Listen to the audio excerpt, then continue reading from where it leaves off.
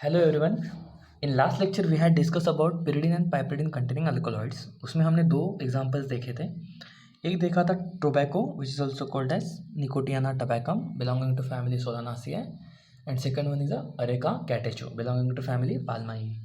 तो हमने ये दो एग्जांपल देखे थे लास्ट लेक्चर में। इस लेक्चर में हम देखेंगे tropane alkaloids. So what is tropane alkaloid? The alkaloids which contain tropane ring are called as tropane alkaloids. But ये ट्रोपेन रिंग होता क्या है? जो ट्रोपेन रिंग है वो दो रिंग से बना हुआ होता है। एक होती है पाइपरिडिन रिंग, दूसरी होती है पायरोलिडिन रिंग। तो पाइपरिडिन रिंग जो है वो 6 मेंबर कंपाउंड है और पायरोलिडिन जो है 5 मेंबर कंपाउंड है। दोनों को आप देखेंगे तो दो both are saturated compounds. Okay, so ये दो रिंग्स फ्यूज होके एक कॉमन रिंग बनाते हैं जिसको हम कहते हैं ट्रोपेन अल्कोलॉइड। ओके, और ट्रोपेन रिंग। ओके, और ये जो ट्रोपेन अल्कोलॉइड है उनका जो मेन ओरिजिन है वो है ऑर्निथिन से। मतलब जो अल्कोलॉइड्स है उनका जो बेसिक जो मटेरियल है जिससे कि वो बने हुए थे वो है अमीनो एसिड्स। ओके, सो इसमें जो ट्रोपेन अल्कोलॉइड है उसका जो स्पेसिफाइड अमीनो एसिड है जिससे वो ओरिजिनेट हुआ है वो है ऑर्निथिन। ओके, नेक्स्ट हम देखेंगे एग्जाम्पल्स ऑफ ट्रोपेन अल्कोलॉइड्स। उसमें कौन कौन से ड्रग्स आते हैं। एक आता है बेलाडोना, दूसरा आता है स्ट्रमोनियम, तीसरा है hyoscyamus, fourth one is duboisia and fifth one is coca. So these are the main 5 plants of the tropane alkaloids. अगर हम फैमिली देखेंगे तो belladonna, stramonium, hyoscyamus and duboisia इन सब की फैमिली एक ही है, दैट इज सोलानासी है।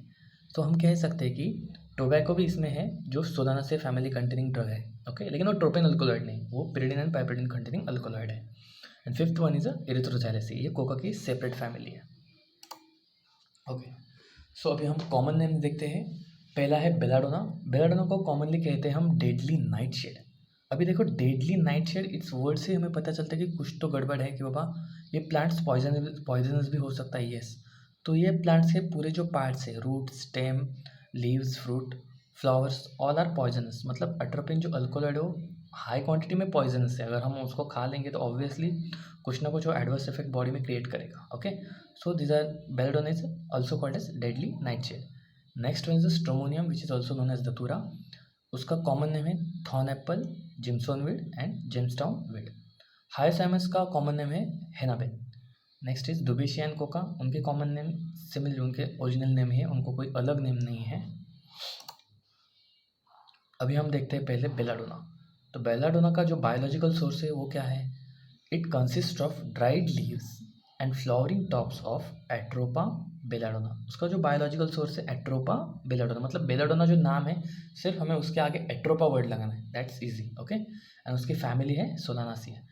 अभी हम अगर ये ड्रग्स के पार्ट्स देखेंगे तो जो सभी पार्ट्स है, root, then its fruits and leaves, सब में बेलाडोना अल्कोलॉइड्स प्रेजेंट होते हैं और ट्रोपेन अल्कोलॉइड्स प्रेजेंट होते हैं। तो अगर हम लीव्स की बात करेंगे तो लीव्स में उनकी जो क्वांटिटी है, कॉन्सेंट्रेशन है, वो है अबाउट 0.3 to 0.6%। एंड रूट्स में देखेंगे तो विच इज़ अबाउट 0.4 to 0.8%। मतलब रूट्स में ट्रोपेन अल्कोलॉइड ज़्यादा है as compare to leaves. Okay, then the principal chemical constituents of belladonna plants are hyoscyamine, atropine and scopolamine. ये तीन हैज़ वर्ड अगर हम देखेंगे, एच इनिशियल देख लो, HAS हैज़। ओके, तो ये तीन मेन अल्कोलॉइड बेलाडोना में प्रेजेंट होते हैं और इसमें जो हायोसामिन है वो चीफ अल्कोलॉइड है बेलाडोना प्लांट का। प्लस उसके जो लीव्स है उसमें एक फ्लोरेसेंट कंपाउंड होता है, उसको हम कहते हैं scopoletin which is also known as beta methyl esculetin. Okay, अभी हम देखेंगे उसके यूजेस। पहला यूज़ है, इसका प्रिंसिपल जो यूज़ है वो है it is anticholinergics in action से। तो उसमें क्या क्या आता है? एक तो sedative, second thing it is a antisecretory, third thing is a mydriatic and fourth one is a antispasmodic. तो एक वन बाय वन हम उसके एक्शंस देखेंगे। तो पहली चीज़ एंटी कोलिनर्जिक्स। तो पहली चीज़ हमें ये पता होनी चाहिए what are cholinergics. The drugs which mimic the action of acetylcholine are called as cholinergics. मतलब कोलिनर्जिक्स एसिटाइल कोलिन की जैसे बिहेवियर जो ड्रग्स करते हैं उन्हें हम कहते हैं कोलिनर्जिक्स। और एसिटाइल कोलिन का जो मेन फंक्शन कहाँ पे होता है? वो होता है ऑटोनॉमिक नर्वस सिस्टम में। ऑटोनॉमिक नर्वस सिस्टम में दो सिस्टम है, एक तो है सिंपैथेटिक नर्वस सिस्टम, दूसरा है पैरासिम्पैथेटिक नर्वस सिस्टम। हमने पढ़ा है कि जो एड्रेनलिन है वो प्रिंसिपल हार्मोन है सिंपैथेटिक नर्वस सिस्टम का और जो पैरासिम्पैथेटिक नर्वस सिस्टम है उसका जो प्रिंसिपल न्यूरोट्रांसमीटर है वो है एसिटाइलकोलिन। ओके, लेकिन ये न्यूरोट्रांसमीटर एक्ट कहाँ पे करेंगे, तो ये एक्ट करते हैं रिसेप्टर्स पे। ओके, जो एसिटाइलकोलिन है उसके जो स्पेशलाइज्ड रिसेप्टर्स हैं उनको हम कहते हैं मस्कैरेनिक रिसेप्टर्स और कोलिनर्जिक रिसेप्टर्स। तो एसिटाइलकोलिन कौन कौन से रिसेप्टर्स पे एक्ट करता है, तो उसमें है M1, M2, M3, M4 and M5। तो ये receptors all over the body हमारे लोकेटेड है। तो हम पहले उसकी लोकेशंस देखते हैं, उसके फंक्शंस देखते हैं, फिर एसिटाइलकोलिन का उस पर इम्पैक्ट क्या होता है वो देखेंगे, और उसके बाद हम देखेंगे कि जो एट्रोपिन का एंटीकोलिनर्जिक एक्शन है वो हमें कैसे मदद करता है। तो पहली चीज़ M1 की लोकेशन। जो M1 रिसेप्टर है वो बेसिकली नर्वस सिस्टम में हमारे प्रेजेंट रहता है। दूसरी चीज़ it's present in the gastric parietal cells. जो हमारे गैस्ट्रिक पैराइटल सेल्स है वो कहाँ पे रहते हैं, गैस्ट्रिक ग्लैंड के एक मेन कंपोनेंट है। ओके, और उनका काम है एसिड बनाना। ठीक है, M2 is present on the heart, M3 is located on the smooth muscles. अब ये स्मूथ मसल्स कहाँ कहाँ पे होते हैं, एक तो eyes, second one lungs, third one is the blood vessels. And also M3 is located in the exocrine glands. M4 and M5 both are located in the CNS.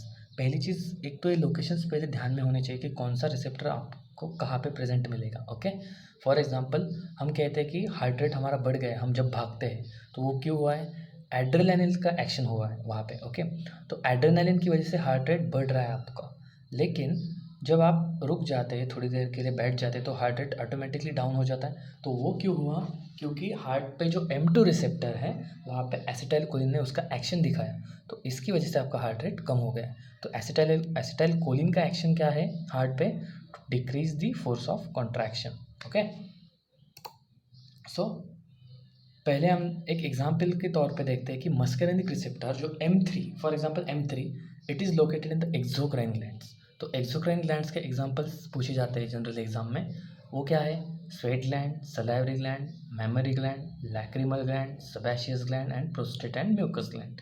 So these are the example of exocrine glands. पर मुझे एक बात बताओ कि exocrine gland and endocrine gland में difference क्या होता है। Exocrine glands are those glands which release its secretion at particular site. Okay, and जो आपके एंडोक्राइन ग्लैंड्स हैं वो डायरेक्टली उसका सीक्रेशन ब्लड में रिलीज करते हैं, इसके लिए हम उनको डक्टलेस ग्लैंड्स कहते हैं। ओके, तो आज हम बात करें कि exocrine glands. So M3 receptors are located on exocrine gland. अभी उस इमेज में आप देखिए लेफ्ट हैंड साइड के कि जो ग्लैंड है वो ग्रीन पोर्शन में मैंने इंडिकेट किया, और जो ब्लैक पोर्शन है वो है रिसेप्टर, एंड जो ब्लू पोर्शन है वो है आपका acetylcholine, that is your drug. जब एसिटाइलकोलिन उस रिसेप्टर को बाइंड हुआ तो उसने ग्लैंड को स्टिमुलेट कर दिया to release its secretion. Okay, so this helps to secrete its secretion. मतलब अगर सलाइवरी ग्लैंड पे एसिटाइलकोलिन एक्ट हुआ तो वहाँ से सलाइवा सीक्रेट होना स्टार्ट हो जाएगा, अगर वो स्वेट ग्लैंड पे होता है तो वहाँ से स्वेट सीक्रेट होना स्टार्ट हो जाएगा। Same for memory, sebaceous and prostate gland. लेकिन हमें अभी ये सीक्रेशंस रोकने हैं कुछ देर के लिए।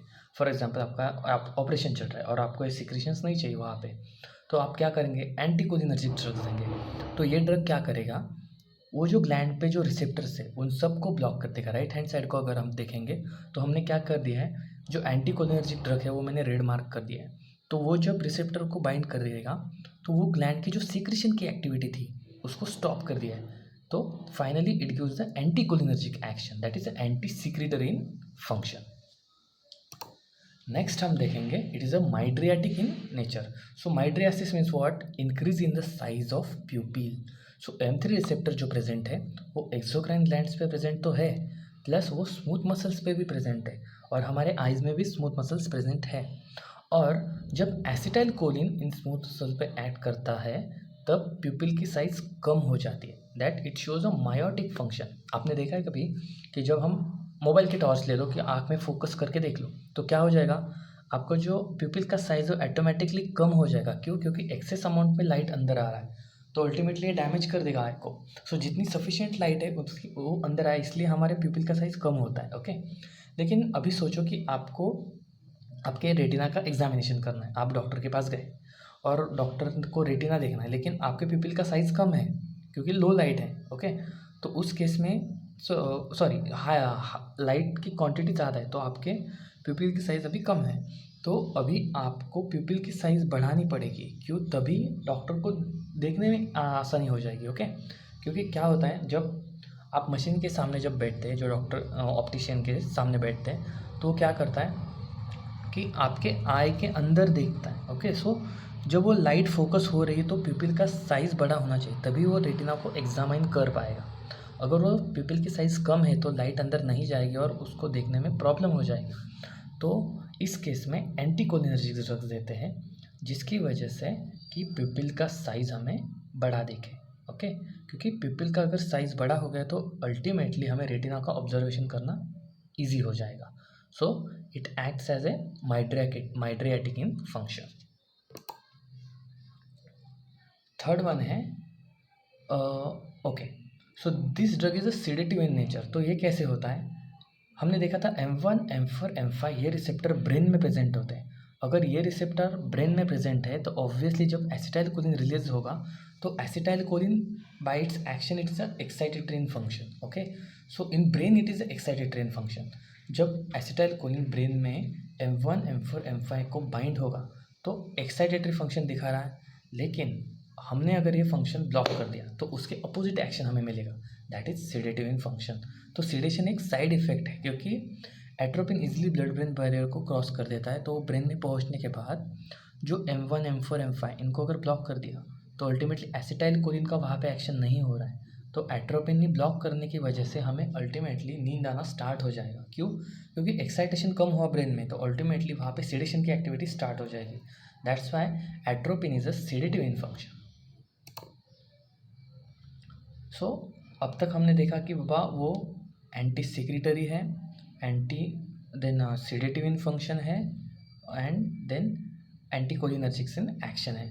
प्लस अगर ये ड्रग के इतने सारे यूजेस हैं तो ऑब्वियसली कोई ना तो इसकी मार्केट में वैल्यू है, तो ऑब्वियसली इसके अडल्ट्रेशन के बारे में कोई ना कोई तो सोचेगा। ओके, सो मोस्ट कॉमनली ये ड्रग का जो अडल्ट्रेशन किया जाता है वो दो प्लांट के थ्रू किया जाता है। एक है फाइटोला कोका डिकेंड्रा एंड सेकेंड वन है एलेंथस ग्लैंडुलेसा। ये दो जो कॉमन वैरायटी है इसकी, ये मोस्टली एडल्ट्रेशन करने के लिए यूज़ किए जाते हैं। Okay, so this is all about belladonna. So हमने अभी देखा कि it is a sedative in function, next it acts as a mydriatic, next it inhibits secretion. Okay, so these are the all functions and uses of the belladonna alkaloids.